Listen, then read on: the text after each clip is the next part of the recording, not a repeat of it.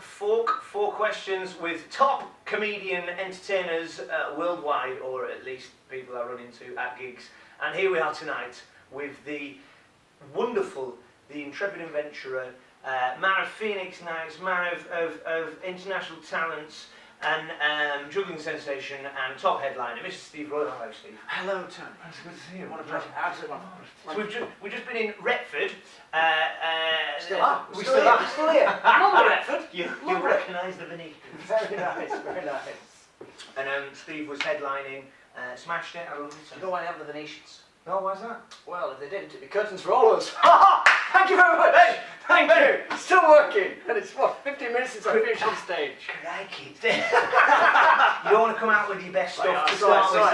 You want to can fast forward to the end now. Really good. The last 2 minutes. Hilarious. Yeah. There's a big finish to this one. No, lovely. And Steve, some big things. Obviously, we're recording this early 2016, February 2016. But you've had a brilliant 2015. You had obviously done. Is it like 15 years of pantomime in Blackpool? Is that right? 15, It's 16? 13 years in Blackpool, 18 years overall at pantomime. Yeah, I've not seen my wife and children over a Christmas period for 18 years. Hey, No. winner! The secret to longevity at home. Exactly. Don't be there. Don't be there. Escape. And At the most stressful time. And I was dead proud of you as well, Steve. I saw you at the MEN with the Phoenix Nights thing. I was there with 20,000 people. It's unbelievable. It's just a year ago. Yeah. Just a year ago tonight, we would have been on stage at 14,000. Now look at me, Retford. Hey, so it's what was your next question? How's it going since? How's your the trajectory that I was on? Actually, you know what? The very second gig, the very next gig I did after Phoenix Nights. Yeah. On the Monday night, we did the final show to 14,000 people in the arena, and on Thursday night, I wasn't far from here in Doncaster, in a club with about 12 people, including the bloke on the front row who insisted on reading his paper with his pint. Through the whole of the act, I thought, wow, bring me crashing back down, why don't you? Yeah, this is the answer. I thought they could gradually ease me in with a couple of theatre gigs first, but no. Plunged me right into it. It was the kind of equivalent to pull cord in case of emergency. Exactly. Yeah. Watch out, his ego's about to grind. So I very quickly grounded. Flipping out, that's Doncaster, love it. So, the 4 questions, okay? So, we always ask the same 4 questions. So, first question, Mr. Steve Royle. Yeah.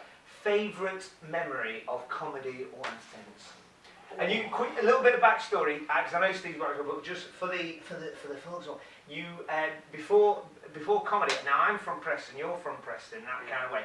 And I went clubbing when I was at college at the park called Camelot, and you were Mad Edgar back there, weren't you? I was Mad Edgar for 13 years.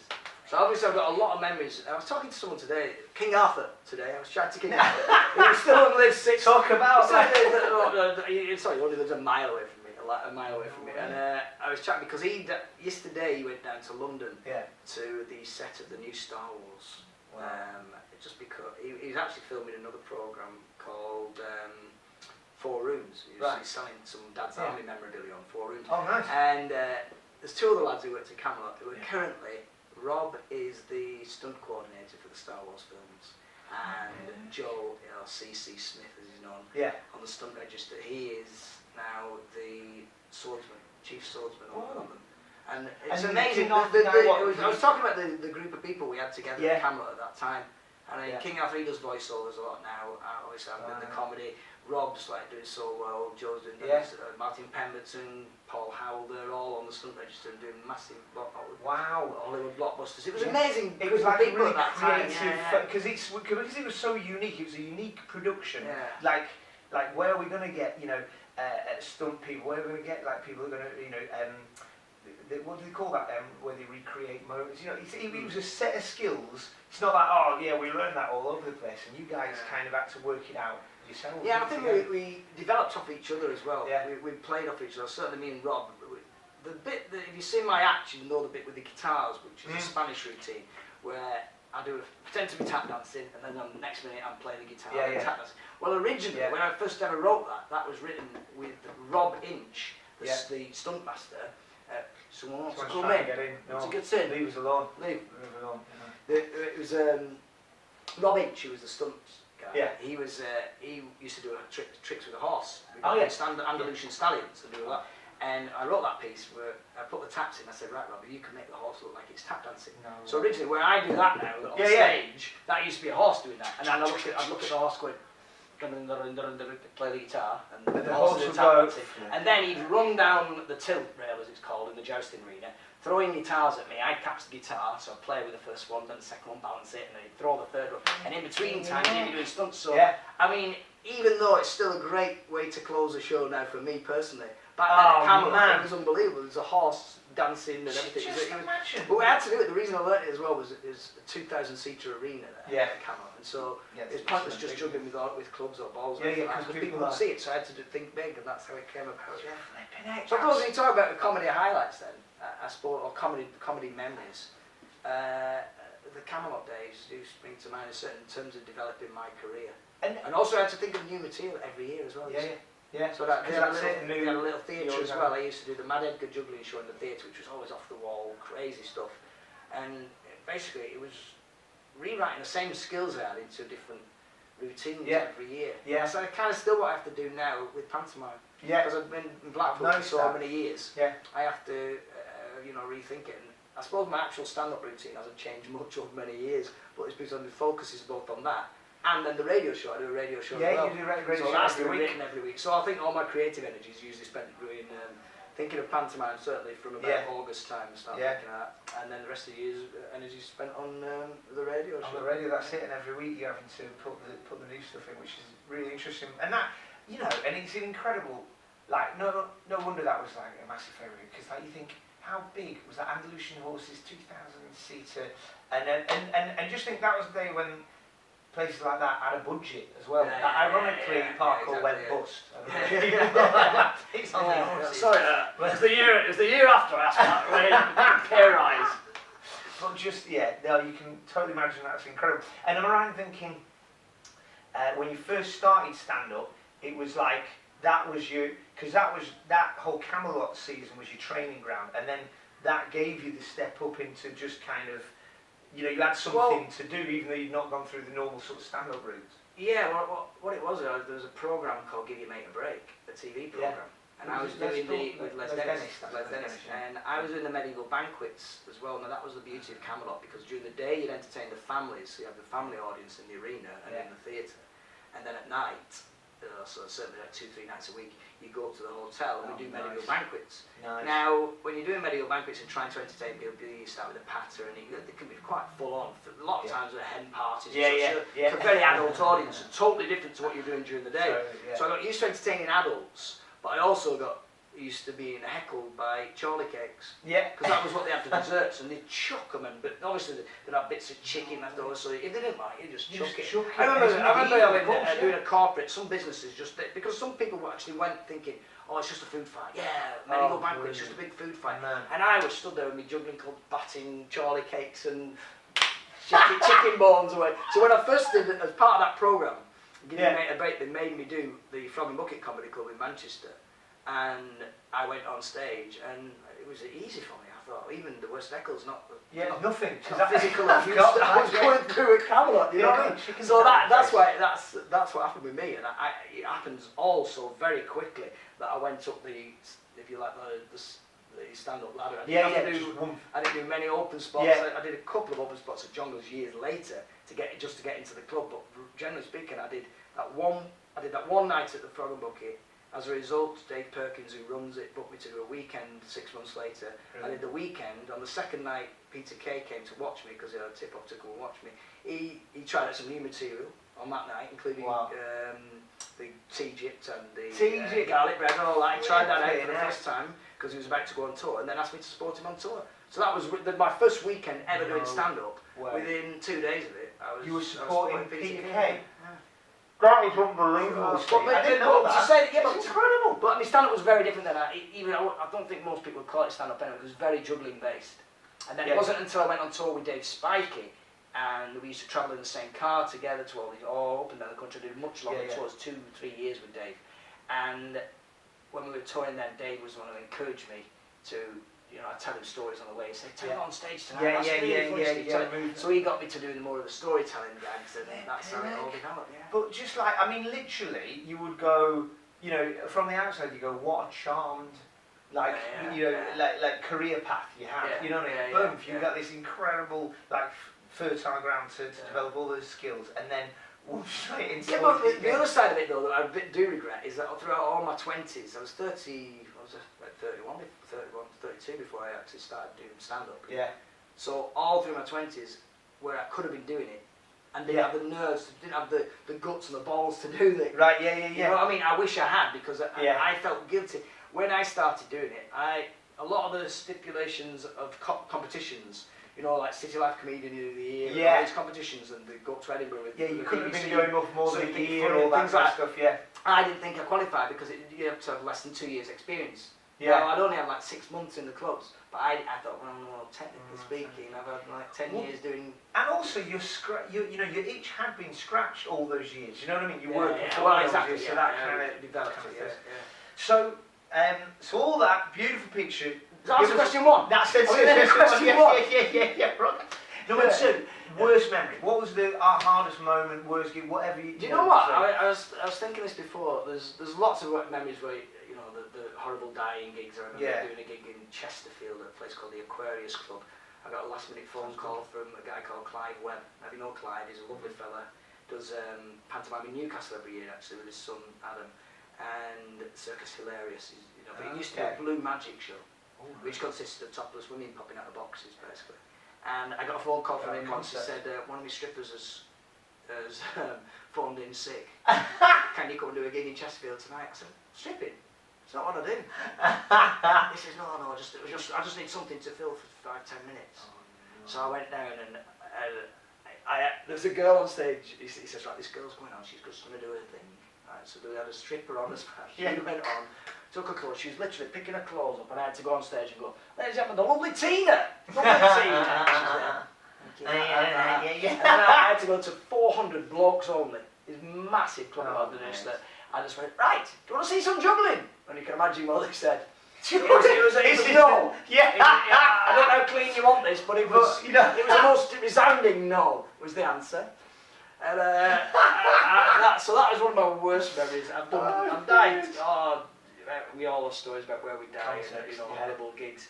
But I tell you one that we was talking about best and worst. It was the same night. The best night for me ever, and the worst one was just a year ago when we did Phoenix Nights. And on the opening night, of course, I went on first, opened that show. Boom. So I'm on a massive high. There's Richard Curtis, Lenny Henry, and old mates like John Bishop, Jason Manford, all in the audience. Brilliant, and to my great surprise, I was quietly confident. I was surprised it went brilliant. I realised, hey, do you know what? It's actually that's when you find out it's actually quite easy doing a 14,000 seater arena because you've got on the big screens. And I came off, and Ted Robbins was the first one to grab hold of me. Steve, so proud of you, were brilliant. And I was massive high.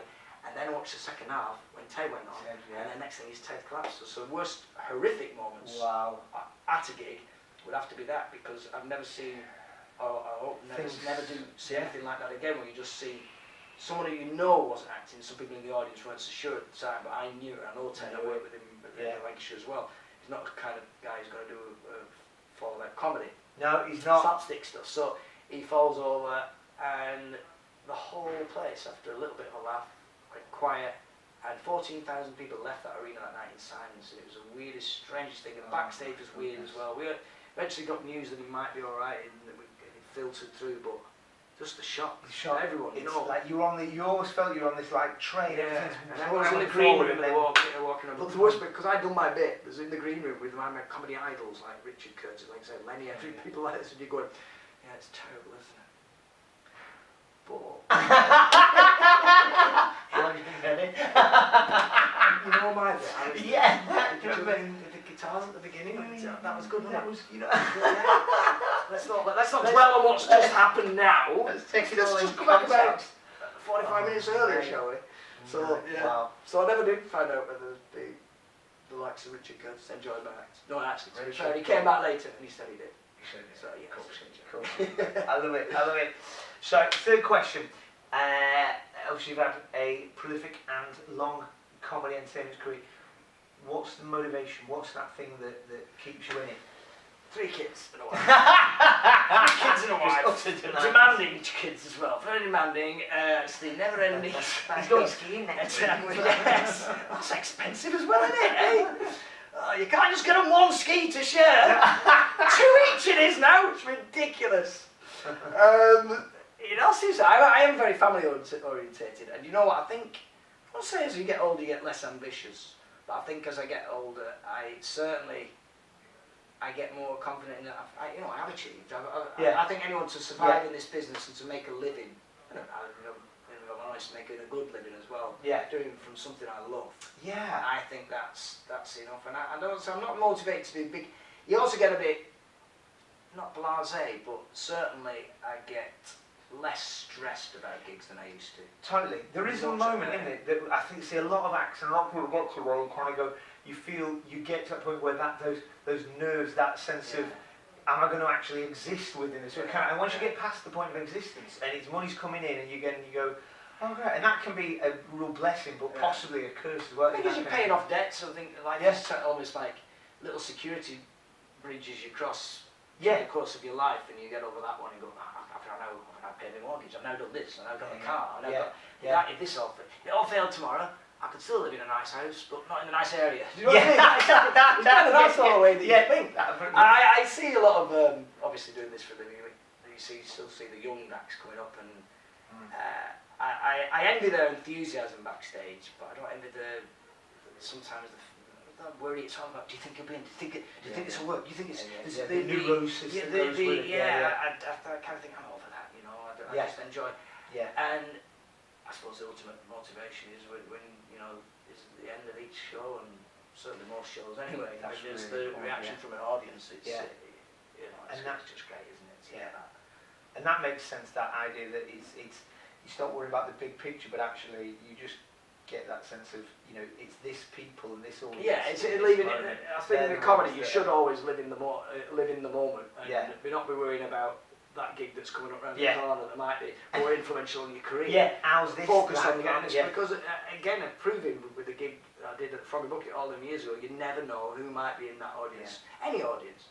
You might be saying 12 people. There might be a TV producer who could launch your career, or not just TV producer. Someone who could just benefit you in other ways. Take you in a different area. Like with the radio, I never anticipated I'd do radio presenting. But look, that just kind of, just I totally agree. Because sometimes when you look at an audience and you actually conglomerate them together, and you go, oh, that's an audience, but it's all people. This is all people. Yeah, exactly. Their story, where they're from, how they might interconnect with you in different times. Even a builder. You get cheap work. Window fitters. Anyone with a trade, please make yourself known after my gigs. Right now, the driveway, actually. Is it driveway? Anyone who does any kind of groundworks, please get in touch. That's Steve Royle on 07874.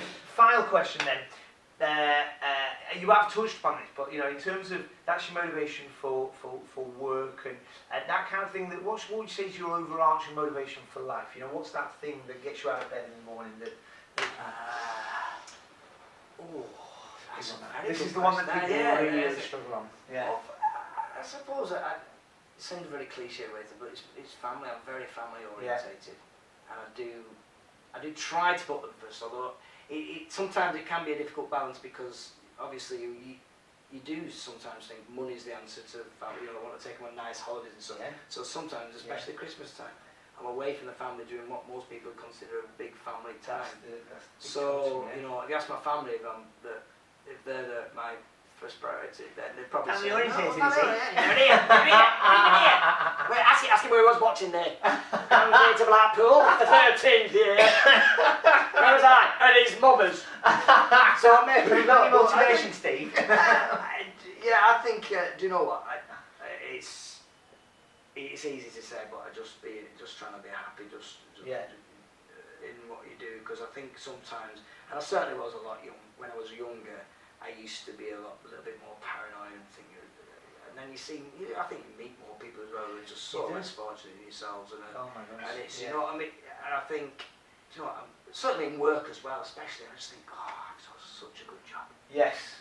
This is such a, I mean travelling down here tonight took 2 hours driving. You're going, I know, I was feeling sorry for myself. I got stuck in a jam. Yeah, I know. You're just thinking. Oh. You're just thinking. Oh, Debbie now. God. Pantomime, you know, I'm there at the side of the ring. So, oh God, another 2 hours of acting an idiot. It's not bad life. It's not bad, is it? So yeah, I think family certainly drive me, and I do like the little luxuries and stuff as well. Do you? What's your little, guilty treat? little guilty treat. At the moment, for my wife's birthday, only because I couldn't think of anything else to buy her, I got her a hot tub.